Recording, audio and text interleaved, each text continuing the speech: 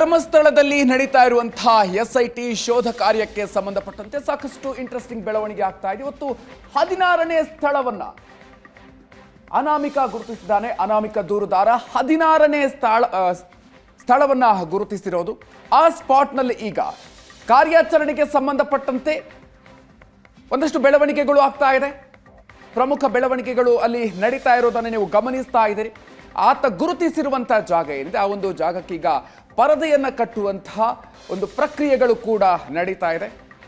ಹೆಚ್ಚಿನ ಡೀಟೇಲ್ಸ್ ಕೊಡ್ತಾರೆ ನಮ್ಮ ಪ್ರತಿನಿಧಿ ಭರತ್. ಇದೀಗ ಸ್ಥಳದಿಂದ ನೇರ ಸಂಪರ್ಕದಲ್ಲಿದ್ದಾರೆ. ಭರತ್, ನೀವು ಡೀಟೇಲ್ಸ್ ಕೊಡ್ತಾ ಇದ್ರಲ್ಲಿ ಏನಾಗ್ತಾ ಇದೆ ಅನ್ನುವಂಥ ವಿಚಾರಕ್ಕೆ ಸಂಬಂಧಪಟ್ಟಂತೆ ಪರದೆಗಳನ್ನು ಕಟ್ಟುವಂಥ ಪ್ರಕ್ರಿಯೆಗಳು ಕೂಡ ನಡೀತಾ ಇದೆ. ಜೊತೆಗೆ ಅಲ್ಲಿ ಪೊಲೀಸ್ ಬಂದೋಬಸ್ತ್ಗೆ ಸಂಬಂಧಪಟ್ಟಂತೆ ಕೂಡ ಅಲ್ಲಿ ಯಾವ ರೀತಿಯಾಗಿ ಮಾಡಿಕೊಳ್ಳಲಾಗಿದೆ, ಸೊ ಏನೇನು ಬೆಳವಣಿಗೆ ಆಗ್ತಾ ಇದೆ ಭರತ್? ಬರ್ಚಿ ದಾಯ್ ಮಧುಕರ್, ಹೌದು, ಈಗಾಗಲೇ ಆ ಒಂದು ಜಾಗಕ್ಕೆ ಹಸಿರು ಪರದೆಯನ್ನು ಕಟ್ಟುವ ಮೂಲಕ ಒಳಗಿನ ಪ್ರಕ್ರಿಯೆಗಳು ಹೊರಗಡೆ ಕಾಣದ ರೀತಿಯಲ್ಲಿ ಕೆಲಸಗಳಾಗ್ತಾ ಇದೆ. ನಾನೀಗ ಮತ್ತೆ ಆ ಒಂದು ಜಾಗವನ್ನು ತೋರಿಸ್ತೀನಿ. ಇದು ಬಾಹುಬಲಿ ಬೆಟ್ಟಕ್ಕೆ ಹೋಗುವಂಥ ದಾರಿ, ರತ್ನಗಿರಿ ಅನ್ನುವಂಥ ಜಾಗ.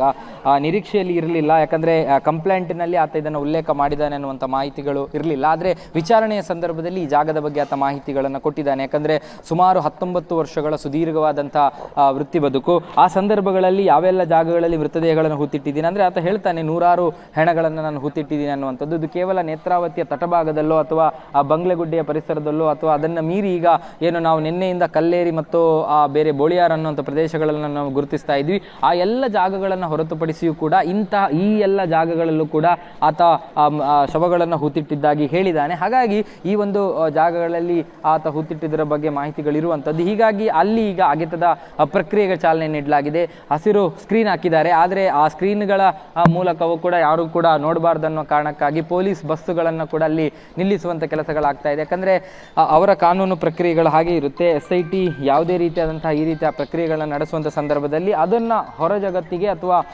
ಅದನ್ನು ಗೌಪ್ಯವಾಗಿಡಬೇಕಾದಂಥದ್ದು ಕೆಲವೊಂದು ಸಾಕ್ಷ್ಯಗಳನ್ನು ಸಾಕ್ಷ್ಯಗಳಲ್ಲಿ ಗೌಪ್ಯತೆಯನ್ನು ಕಾಯ್ದುಕೊಳ್ಳುವಂಥದ್ದು ಅವರ ಕರ್ತವ್ಯದ ವ್ಯಾಪ್ತಿಗಳಲ್ಲಿ ಬರುತ್ತೆ. ಆ ಕಾರಣದಿಂದಾಗಿ ಅವರಿಗೆ ಏನೆಲ್ಲ ಆ ಒಂದು ಜಾಗಗಳನ್ನು ರಕ್ಷಣೆ ಮಾಡಬೇಕು ಮತ್ತು ಯಾವ ರೀತಿಯಾಗಿ ಅದನ್ನು ಗೌಪ್ಯತೆಯನ್ನು ಕಾಯ್ದುಕೊಳ್ಬೇಕು ಅದಕ್ಕೆ ಸಂಬಂಧಪಟ್ಟಂತೆ ಎಲ್ಲ ಕ್ರಮಗಳನ್ನು SIT ಕಾಯ್ದುಕೊಳ್ತಾ ಇದೆ. ಇನ್ನು ಈ ಒಂದು ಜಾಗದ ಬಗ್ಗೆ ಹೇಳ್ತಾ ಹೋದರೆ ಇದು ಬಹುಶಃ ಧರ್ಮಸ್ಥಳ ದೇವಸ್ಥಾನಕ್ಕೆ ಬಹಳ ಅಂದರೆ ಈವರೆಗೆ ಆತ ಗುರುತಿಸಿದ ಅಷ್ಟೂ ಜಾಗಗಳಲ್ಲಿ ಧರ್ಮಸ್ಥಳ ದೇವಸ್ಥಾನಕ್ಕೆ ಬಹಳ ಹತ್ತಿರ ಇರುವ ಜಾಗಗಳಲ್ಲಿ ಈ ಜಾಗವು ಕೂಡ ಒಂದು.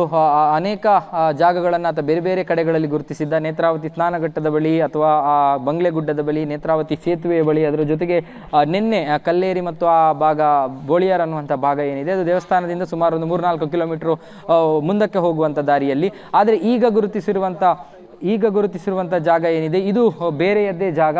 ಇದನ್ನು ನಾವು ದೇವಸ್ಥಾನಕ್ಕೆ ಬಹಳ ಹತ್ತಿರದ ಜಾಗ ಅಂತಲೇ ಹೇಳಬಹುದು. ಮತ್ತು ಇದಕ್ಕೆ ಪ್ರವೇಶವೂ ಕೂಡ ಇರುವಂಥದ್ದು ದೇವಸ್ಥಾನದ ನಾವು ಧರ್ಮಸ್ಥಳ ದೇವಸ್ಥಾನದ ಮುಖ್ಯದ್ವಾರವನ್ನು ಏನು ಹೋಗ್ತೀವಿ, ಮುಖ್ಯದ್ವಾರದಿಂದ ಸುಮಾರು 500 ಮೀಟರ್ ಬಂದರೆ ಬಲಭಾಗಕ್ಕೆ ಹೋಗುವಂಥ ಬಾಹುಬಲಿ ಬೆಟ್ಟಕ್ಕೆ ಹೋಗುವಂಥ ದಾರಿ, ಒಂದು ಡಾಮರೀಕರಣ ಆದಂಥ ದಾರಿ ಏನಿದೆ ಆ ದಾರಿ, ಇದು ಸನ್ನಿಧಿ ವಸತಿ ಗೃಹಕ್ಕೂ ಕೂಡ ಇದೇ ದಾರಿಯ ಮೂಲಕ ಹೋಗ್ತಾರೆ. ಹಾಗಾಗಿ ಈ ದಾರಿಯ ಮೂಲಕ ಹೋಗುವ ದಾರಿಯಲ್ಲೇ ರತ್ನಗಿರಿ ಅನ್ನುವಂಥ ಜಾಗದಲ್ಲಿ ಈ ಒಂದು ಪ್ರದೇಶವನ್ನು ಆತ ಗುರುತಿಸಿದ್ದಾನೆ. ಹಾಗಾಗಿ ಒಂದಷ್ಟು ಕಳೆದ ಬಾರಿ ಕೂಡ ನಾವು ಬೇರೆ ಬೇರೆ ಜಾಗಗಳ ಉತ್ಖನದ ಸಂದರ್ಭದಲ್ಲಿ ಆ ಭಾಗಗಳಲ್ಲಿ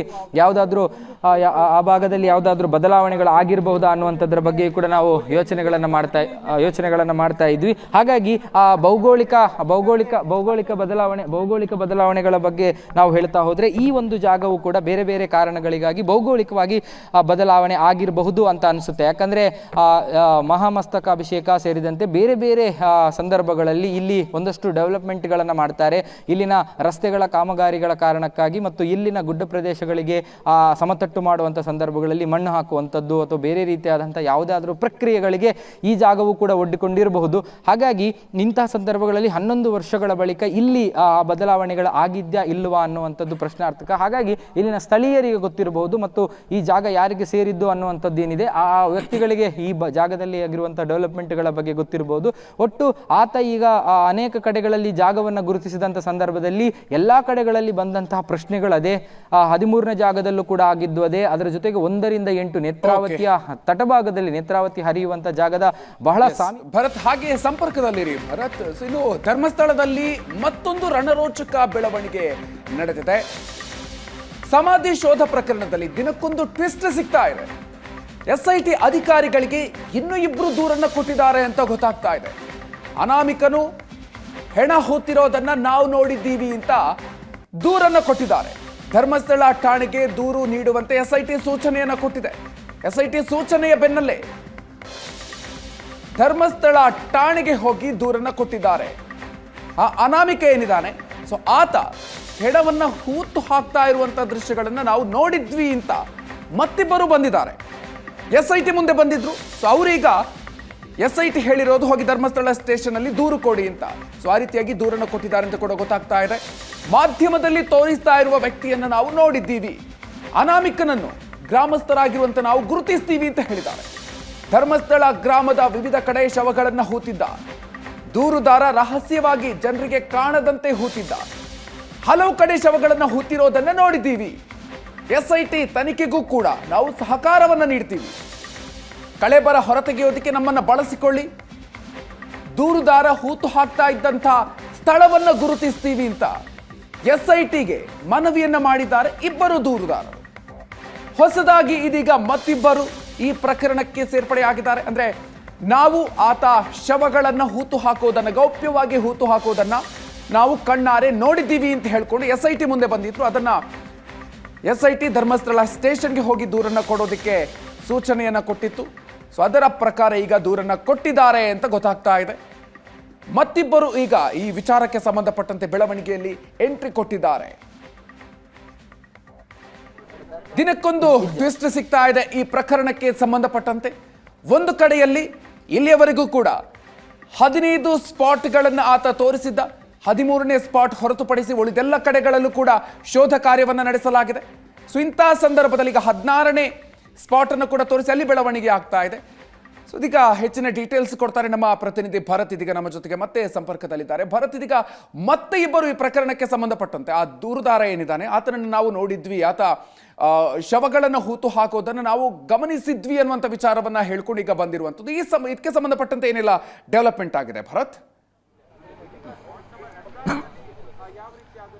ಮಧುಕರ್, ಹೌದು. ಯಾಕಂದ್ರೆ ಈಗಾಗಲೇ ಆ ಇಬ್ಬರು ದೂರುದಾರರು ಮತ್ತೆ ಸಾಕ್ಷಿದಾರರು ಅನ್ನುವಂತಹ ಹಿನ್ನೆಲೆಯಲ್ಲಿ ಈಗ ಅಧಿಕೃತವಾಗಿ ಪ್ರಕರಣಕ್ಕೆ ಎಂಟ್ರಿ ಆಗಿದ್ದಾರೆ. ಅವರು SIT ಕಚೇರಿಗೆ ಬಂದು ದೂರನ್ನ ಕೊಟ್ಟಿದ್ದಾರೆ. ದೂರನ್ನ ಕೊಟ್ಟ ಜೊತೆಗೆ ಆ ದೂರನ್ನ SITಯಲ್ಲಿ ಈಗಾಗಲೇ ಸ್ವೀಕಾರ ಮಾಡಲಾಗಿದೆ. ಅದರ ಜೊತೆಗೆ ಅವರನ್ನ ಆ ಕ್ರೈಮ್ಗಳ ಬಗ್ಗೆ ಮಾಹಿತಿ ಇದ್ದರೆ ನೀವು ನೇರವಾಗಿ ಹೋಗಿ ಧರ್ಮಸ್ಥಳ ಪೊಲೀಸ್ ಠಾಣೆಯಲ್ಲಿ ದೂರನ್ನ ಕೊಡಿ ಅನ್ನುವಂಥದ್ದನ್ನ ಹೇಳಿದ್ದಾರೆ. ಅಲ್ಲೂ ಕೂಡ ದೂರು ದಾಖಲಾಗಿದೆ. ಹಾಗಾಗಿ ನಿನ್ನೆಯವರೆಗೂ ಕೂಡ SIT ಒಂದು ಪೊಲೀಸ್ ಠಾಣೆ ಆಗಿರಲಿಲ್ಲ. ಈ ಕಾರಣದಿಂದಾಗಿ ಧರ್ಮಸ್ಥಳ ಠಾಣೆಯಲ್ಲಿ ಅದು ಪ್ರಕರಣ ದಾಖಲಾಗಿ ಅದು ಮತ್ತೆ ಸರ್ಕಾರದ ಆದೇಶದಂತೆ SITಗೆ ಮತ್ತೆ ಶಿಫ್ಟ್ ಆಗಬೇಕು. ಆದರೆ ಈ ದೂರುದಾರರು ಉಲ್ಲೇಖಿಸಿರುವಂತೆ ಅಂದ್ರೆ ಮಾಧ್ಯಮದಲ್ಲಿ ನಾವು ಆ ಅನಾಮಿಕ ವ್ಯಕ್ತಿಯನ್ನು ನೋಡಿದಂತೆ ನಾವು ಅವರನ್ನ ಗುರುತಿಸ್ತೀವಿ ಅನ್ನುವಂಥದ್ದು. ಆದರೆ ಇದನ್ನ ಯಾವ ಬೇಸ್ನ ಪಾಯಿಂಟ್ಗಳ ಮೇಲೆ ಅವರು ಉಲ್ಲೇಖ ಮಾಡಿದ್ದಾರೆ ಅನ್ನುವಂಥದ್ದು ಗೊತ್ತಿಲ್ಲ. ಯಾಕಂದ್ರೆ ಮಾಧ್ಯಮಗಳಲ್ಲಿ ಈವರೆಗೂ ಕೂಡ ಆತನ ಗುರುತಿನ ಚಹರೆಗಳ ಬಗ್ಗೆ ಯಾವುದೇ ವರದಿಗಳು ಬಂದಿಲ್ಲ. ಯಾಕಂದ್ರೆ ಆತ ಮಾಸ್ಕ್ಗಳನ್ನು ಧರಿಸಿಕೊಂಡು ಬರ್ತಾನೆ.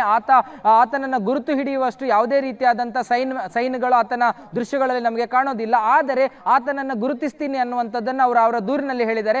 ಅದರ ಜೊತೆಗೆ ಆತ ರಹಸ್ಯವಾಗಿ ಮೃತದೇಹಗಳನ್ನು ಹೂತಿಟ್ಟ ಸಂದರ್ಭಗಳಲ್ಲಿ ನಾವು ಅದನ್ನು ನೋಡಿದ್ದೀವಿ. ನೋಡಿದ ಹಿನ್ನೆಲೆಯಲ್ಲಿ ನಾವು ಕೂಡ ಮುಂದಿನ ಕಾರ್ಯಾಚರಣೆಗಳಲ್ಲಿ ಭಾಗಿಯಾಗ್ತೀವಿ, ನಮಗೂ ಕೂಡ ಆ ಒಂದು ಉತ್ಖನನದ ಸಂದರ್ಭಗಳಲ್ಲಿ ಭಾಗಿಯಾಗಲಿಕ್ಕೆ ಅವಕಾಶ ಕೊಡಿ ಅನ್ನುವಂಥದ್ದನ್ನ ಹೇಳಿದ್ದಾರೆ. ಹಾಗಾಗಿ ಆ ಎರಡೂ ಜನರ ದೂರುಗಳು ಸ್ವೀಕಾರ ಆಗಿದೆ. ಆದರೆ ಈ ದೂರುಗಳ ಬಗ್ಗೆ ಮತ್ತು ಇವರು ಕೊಟ್ಟಿರುವಂತಹ ಮನವಿಗಳ ಬಗ್ಗೆ ಬಹಳಷ್ಟು ಗೊಂದಲ ಮತ್ತು ಅನುಮಾನಗಳಿರುವಂಥದ್ದು. ಯಾಕಂದ್ರೆ ಆತನನ್ನ ಈ ಪ್ರಕರಣದಲ್ಲಿ ಆಸ್ ಇಟ್ ಈಸ್ ಆತನ ರೀತಿಯಲ್ಲಿ ತೆಗೆದುಕೊಳ್ತಾರ ಅಂದ್ರೆ ಖಂಡಿತ ತೆಗೆದುಕೊಳ್ಳೋದಕ್ಕೆ ಸಾಧ್ಯ ಇಲ್ಲ. ಯಾಕಂದ್ರೆ ಕ್ರೈಮ್ ಆಂಗಲ್ಗಳಲ್ಲಿ ನೋಡಿದ್ರೆ ಆತ ಈಗ ಪಶ್ಚಾತ್ತಾಪದ ಹಿನ್ನೆಲೆಯಲ್ಲಿ ಬಂದಿರುವಂತವನು ಮತ್ತು ಆತ ತಾನೇ ಮೃತದೇಹಗಳನ್ನು ಹೂತಿಟ್ಟಿದ್ದಾಗಿ ಬಂದಿರುವವನು. ಆದರೆ ಈಗ ಬಂದಿರುವಂತಹ ಇಬ್ಬರು ಏನಿದ್ದಾರೆ ಆ ಇಬ್ಬರು ಅವರು ಹೆಣಗಳನ್ನು ಹೂತಿಟ್ಟಿದ್ದಾಗಿ ಎಲ್ಲೂ ಕೂಡ ಹೇಳಿಲ್ಲ.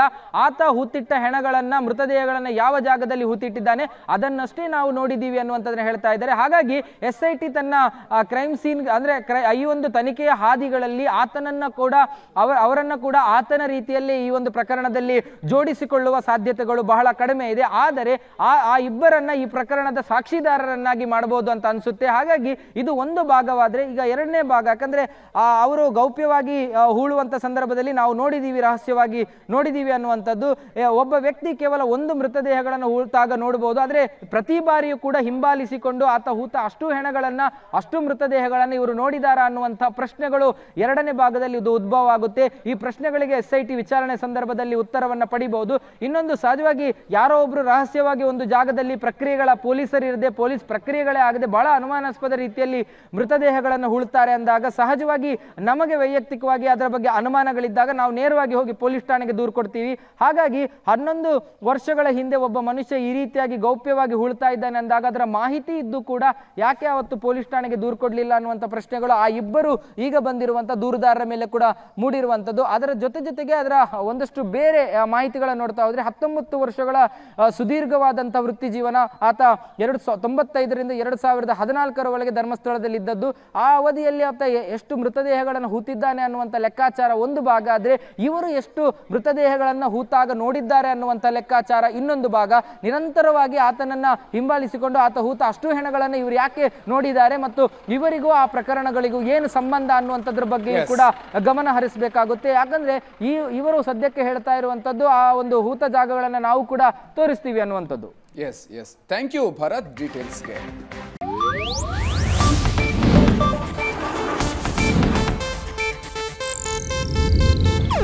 ಇದು ಏಷ್ಯಾನೆಟ್ ನ್ಯೂಸ್ ನೆಟ್ವರ್ಕ್ ಪ್ರಸ್ತುತಿ.